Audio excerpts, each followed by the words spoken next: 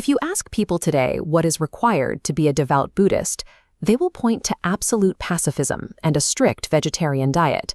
This assumption comes from a very logical place, the foundational principle of Ahimsa, or non-harming, and the very first Buddhist precept, which strictly forbids the taking of any life. But the ancient historical records document a completely different reality. According to the ancient texts, Jivaka, a royal physician, approached the historical Buddha with a deeply scandalous rumor. Jivaka heard that villagers were deliberately slaughtering animals specifically to feed the Buddha, and that the Buddha was knowingly consuming the flesh. This forces us to ask a difficult question.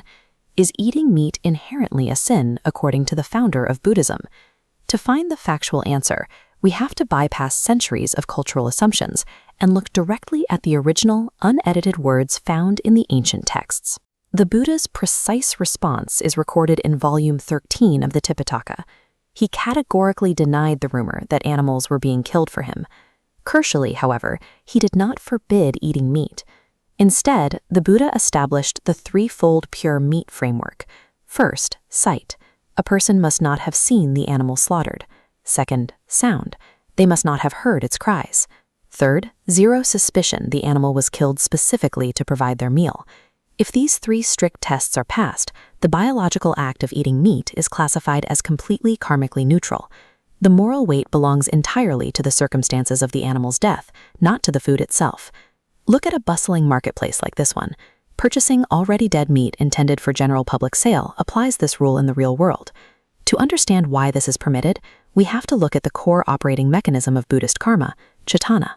Cetana translates directly to deliberate psychological intention. In the market scenario, your Cetana, your deliberate intention, is solely to acquire food. You have no intention to kill. Because the animal was slaughtered for general market demand and not directly for you, you are completely absolved of the karma of taking a life. The Buddha defended this specific interpretation of intention fiercely, most notably against a rebellion led by his own ambitious cousin, Devadatta. Devadatta attempted to fracture the monastic order using a political weapon. He demanded the Buddha enact a new mandatory rule requiring all monks to practice strict, lifelong vegetarianism, arguing it would make them purer. The Buddha flatly rejected the demand. He stated that any monk who wished to be vegetarian was free to do so, but he explicitly defended their right to consume pure meat. The Buddha was willing to risk a massive political schism within his own ranks, rather than enforce a mandatory dietary restriction. Vegetarianism, he demonstrated, does not grant enlightenment. Why would the founder of a religion based on non-harming actively refuse a rule that seems to align perfectly with that exact principle? The reasoning is found in the Amagandha Sutta. The Buddha recognized a severe psychological trap: spiritual materialism and dietary arrogance.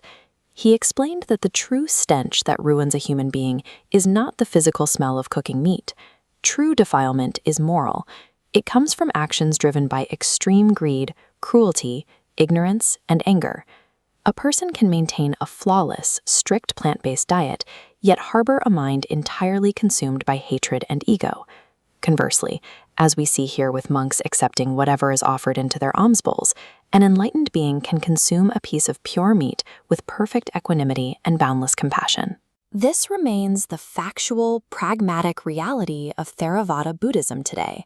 Lay people and monks are free to choose a vegetarian lifestyle, but they are equally free to consume meat, provided they do not kill the animal themselves or commission its death.